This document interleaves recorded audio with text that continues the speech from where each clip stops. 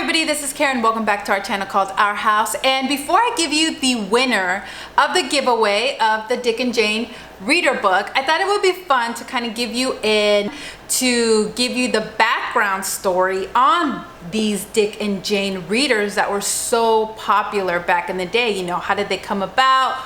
Why did they go away? And it was really interesting for me researching that. So I thought I would share that with you before I announce the winner of the giveaway. And before I jump into that, I want to know from you, let me know in the comments below, how did you learn how to read? Was it your parents that taught you? Did you learn in school?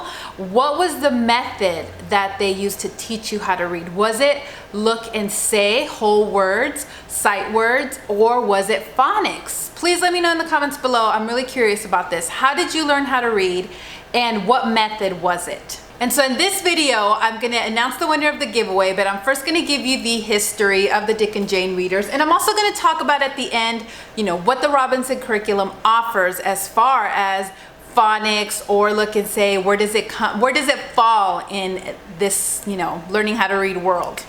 All right, so let's get started.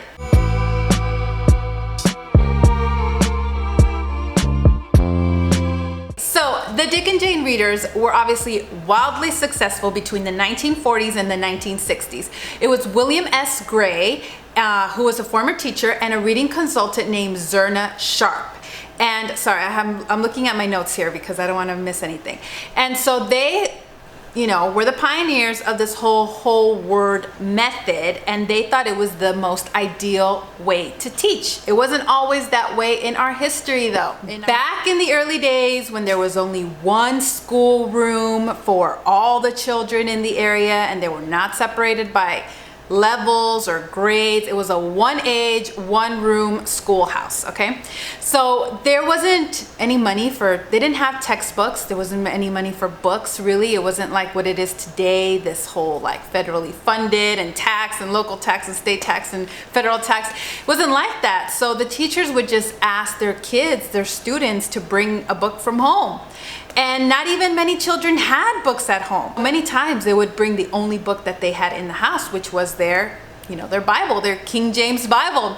So this is their textbook. This is what they would bring into the schoolrooms. And teachers had to, you know, come up with a way to teach children, give them skills that they needed that can apply to whatever book the kids brought. So of course, they used phonics because no matter what the child brought in, what level they were at, what book they were at, phonics skills were something that they could teach to all the kids and they could just apply it to whatever book level they were on.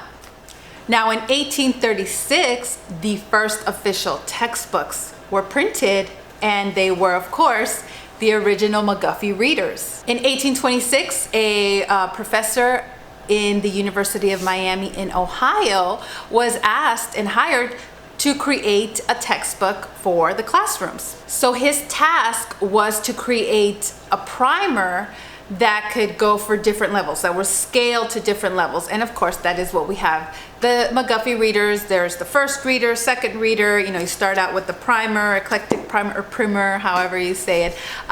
So he did, at first it was 4 readers in the different levels.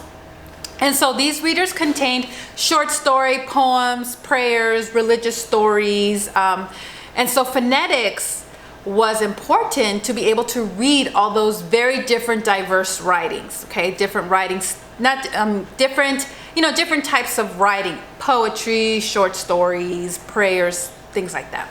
Now, as more immigrants came to America, they also brought with them more diverse religions. So the McGuffey readers got a little bit of a makeover in 1879, and they made the text more non-sectarian. They removed the overtly Christian stuff, and it just became kind of stories of good family values and morality. I think those are the revised McGuffey readers. And so still, you know, over 90 years, 122 million copies were sold. So this took off like gangbusters. This was the thing, right? The revised after this. Even as early as 1920s, times were changing, theories were changing specifically on reading.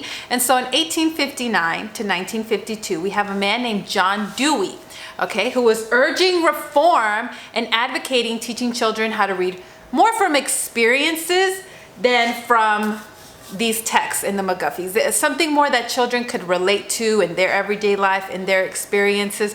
And he wasn't necessarily advocating for a different way of teaching children how to read, just a different approach as far as using children experiences, something that they can relate to more. But nevertheless, it did get the ball rolling for a different method. William S. Gray, born in 1885. He had a PhD in education, University of Chicago. He was also the dean of College of Education, and he was also the chairperson of the Teachers Preparation Committee in 1833 to 1945. So this man was very educated, very in the know of education in our country. And so he was attracted to this publisher, Scott Forsman and Company, sorry if I'm not pronouncing this right, and they were looking for an expert to create a new reading curriculum. Okay, so they got together with Zerna Sharp, a former teacher, and she was hired by, Scott Forsman and Company to create this new curriculum for teaching children how to read. Even though William S. Gray and Zerna Sharp, they came from very different backgrounds, they noticed that there was a struggle of children learning how to read some words. So they became advocates for the whole word look and say method. They believed that it was easier for children to learn how to read house and down by recognizing the whole word versus trying to sound out house down. So that's where we got the Dick and Jane readers. The appeal with the Dick and Jane readers is that there is very limited vocabulary and lots of repetition and clear illustrations of what is happening in the text. Something that the McGuffey readers just did not have. If you compare the images and how the pictures relate to the story, okay, so these are very different. Now, just a note about the illustrations that are really darling here. The illustrators were Eleanor Campbell and Keith Word. And Eleanor Campbell, she actually pored over the Sears catalogs to get the latest fashions of the day and made sure that the kids were dressed in just top-notch fashion of that time period. And so I think that's why the illustrations really stir up this nostalgia, because of that. They really were careful with all the details. There was also an illustrator brought on later, Robert Childress, in the 1950s, and he was the one that added the African American characters, which we're going to talk more about in just a second. These stories, for example, say, jump up, Sally, jump up, come, Sally, jump up, Tim, jump up, jump up. So there's a lot of repetition with certain keywords, and so children really took off reading in this method. Zerna, she said that children were too overwhelmed with all the words, that were in the McGuffey readers and other books like this. So their goal was to only include maybe 80 words in a reader, and a new word was added every third page. So there's not just an abundance of new words on each page to overwhelm the child, and of course lots of repetition. Teachers were giving manuals along with these books of the vocabulary in each of the stories, and what they would do is, instead of drilling sounds, they would drill the different words that were going to be in the story. And this proved actually to be very effective, and kids did learn how to read like this. So the readers actually went up to grade 9. They had up to 9th grade reading levels, and in the 1950s, almost 80% of primary grade classrooms used the Dick and Jane readers. So obviously it was very successful, wildly popular. 80% of classrooms had them, were using them. William Gray did advocate and say that once a child got to 2nd grade, they really needed the phonics to learn how to sound out more complex words. And Jane, he did advocate for children to be taught phonics, but by 2nd grade, get the child reading, get them rolling, and then introduce the phonics so they can read the more complex words. However, schools, with their excitement and their zeal for, hey, we're teaching kids how to read so easy, that they didn't really get the memo about the phonics at 2nd grade part, and they just focused on this. So America was changing, and so these stories were, like not really a specific location, but it was suburbia, you know, the white picket fence. And the mother was a stay-at-home mother, and dad went to the office and he mowed the lawns on the weekends. You know, this was Americana. So there was starting to be a lot of criticism because, you know, the stories they thought were kind of dull, the vocabulary was limited, and, you know, America was changing. This wasn't really representative of America anymore. So even as early as 1929, some of this criticism was coming. One of them,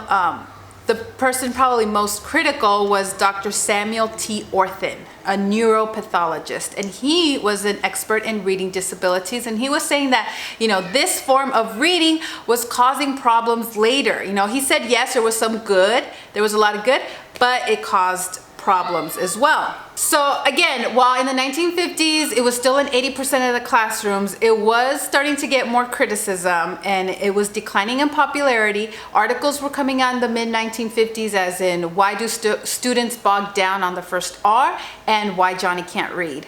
So then comes along Theodore Gissel, sorry if I'm not pronouncing it right, who was an advertising illustrator. And so in 1937 he made the book, And to Think I Saw It on Mulberry Street.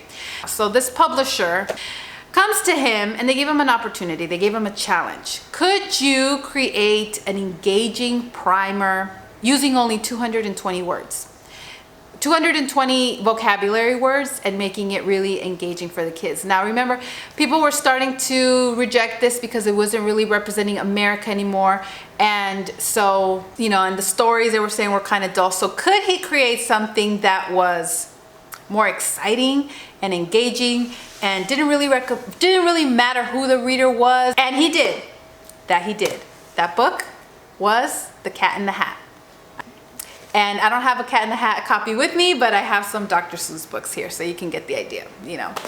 His name took off, right? The rest was history. His career was changed. He became a household name. And, you know, his stories focused more on imagination, and they weren't focused on any one family or one location. And so this pretty much just crumbled the look and say method. I mean, I've read some quotes. His goal was really to just take Dick and Jane out of all the schools. He was dead set against it. He really wanted to take it out. So as we were saying, 1960, suburbia was changing. We had the civil rights movement. There was Brown versus the Board of Education in 1954.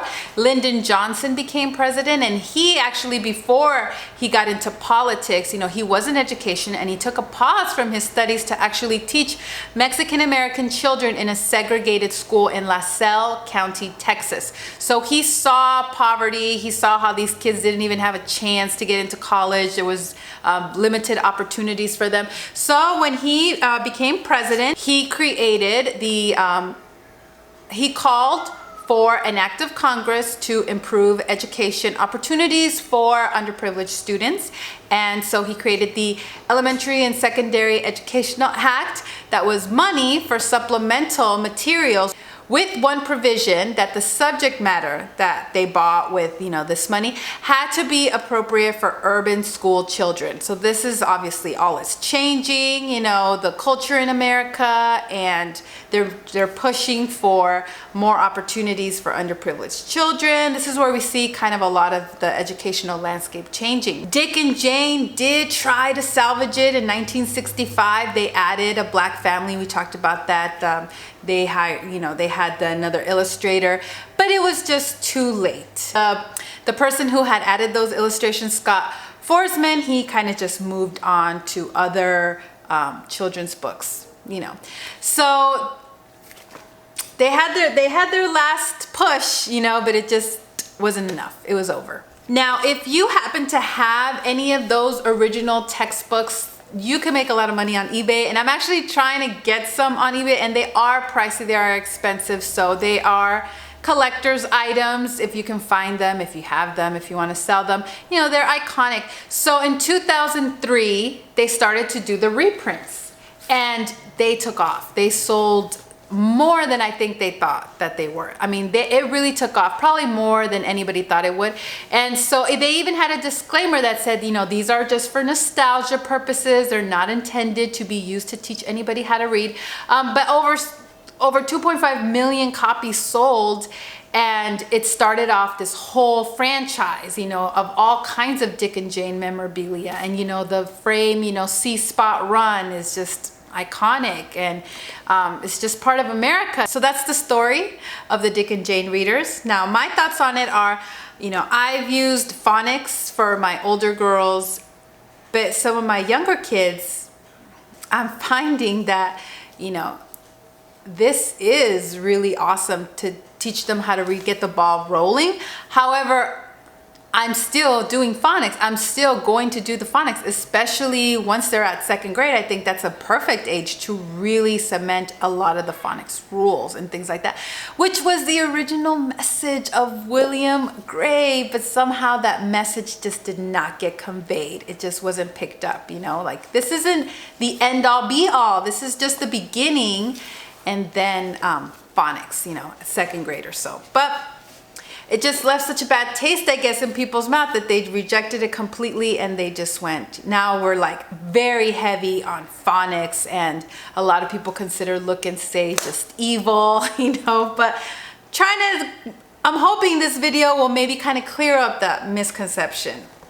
I have taught my older girls how to read with 100 Easy Lessons. You know, this is very heavy phonics based, obviously. However, my 5-year-old daughter Jenny, she has basically, she took off. She started with these. She's reading, and she's even trying to teach her 4-year-old brother how to read with these. It's just amazing what these books have done in my home. But I'm not just gonna only do this. I am still doing phonics. We're doing word mastery, and we're doing alpha phonics and things like that. So, which I think was the original intention of William Gray. I'm hoping that this video will just kind of spread that word, you know, what his intentions were, really. And just because it has such a bad name, I think now, you know, whatever, to each his own, you know, whatever works for you, for your children, your family. That's the beauty of homeschooling, is that you're not tied down to any method. You know, you're not tied down to whatever the school is doing. You can do whatever you want to do, whatever works for you, you know. I do think you should be thorough, you know, try. Phonics is important, especially when reading the Bible, you know, but I don't think there's anything wrong with introducing some methods like Dick and Jane, some Look and Say books in the beginning to get them going, to get them motivated. It's really worked for us. So where does the Robinson curriculum fall into all of this? Where do they fall on the spectrum? And how do they, you know, how do they advise you to teach your children how to read? Well, they don't. It's up to you. They leave it up to you, the parent. However, they do give you some tools in the bonus section of the online Robinson curriculum. You can find things like alpha phonics, and I printed it, and I just put it in this binder. So that's really helpful. They also have these flashcards. I've printed them and I've laminated them. So they have like AL says all, like salt and always. AIR says air in chair and stare, you know. So they do give you flashcards, and they do give you things like alpha phonics, but it's really up to you how you want to teach your child how to read. You can use the Robinson method with whatever method you want to incorporate, you know, for reading. My game plan right now is to start them off with these readers. They're fun.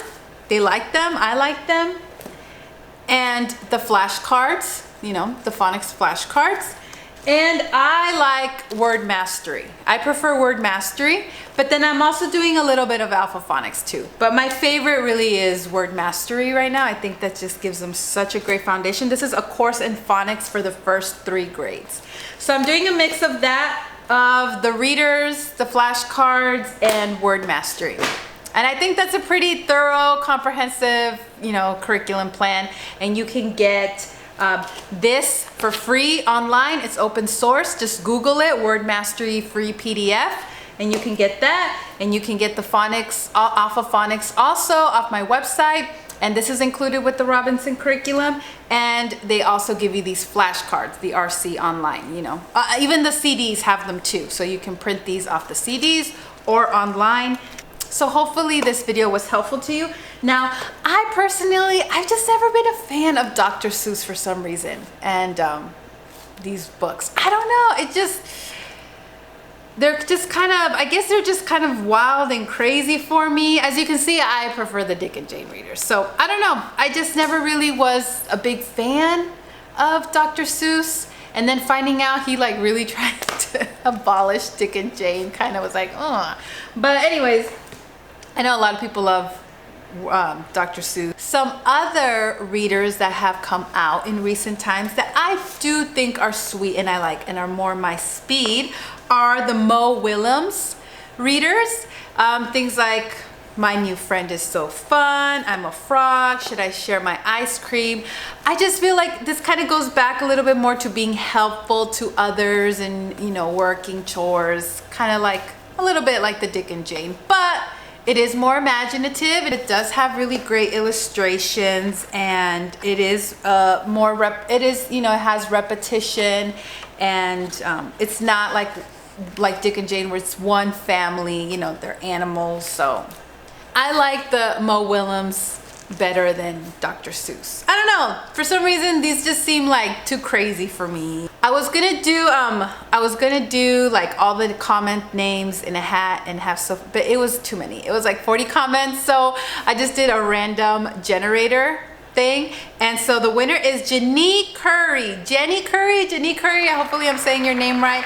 But you're the winner. I will get with you in the comments to get your address so I can ship this out to you. So exciting. Thank you for everybody who participated, who left a comment below. I really appreciate that. And so I'm going to do another giveaway. I'm going to be doing a lot of these giveaways. So today's new giveaway is the Spencerian penmanship course. We have the theory book, and then we have the 5 copybooks right here. So these are really cool. I've done a video on this if you want to go back and look at it on you know, penmanship resources. You can watch the video on that, and this is one that I talked about. So you got the theory book and you got the 5. So all you have to do to be entered into this giveaway is just leave a comment below. That's it. If you can help me out, please share this video with somebody who you think might be interested in this channel. I would appreciate that. I'm trying to get to 1,000 subscribers, so I'm getting close. I would appreciate any help you could give me with that. But yeah, for this video, for this giveaway, all you have to do again is just leave a comment below that you would like to be entered. Let me know that you'd like to be entered. And maybe I'll do a video when I announce the winner on the history of the Spencerian penmanship. I don't know, you guys let me know in the comments below. Do you like these types of videos? Do you like hearing the history and the background to some of these resources? I do. I like reading about it. I like to have that information. So thank you so much for watching. Please subscribe before you leave if you haven't already, and let me know in the comments below, how did you learn how to read? What methods did they use? And what are you doing right now with your own children? Has that changed the way you're teaching yours? And let me know in the comments below if you'd also like to be entered into the giveaway. Thank you so much, guys, and I'll see you in the next video. Bye.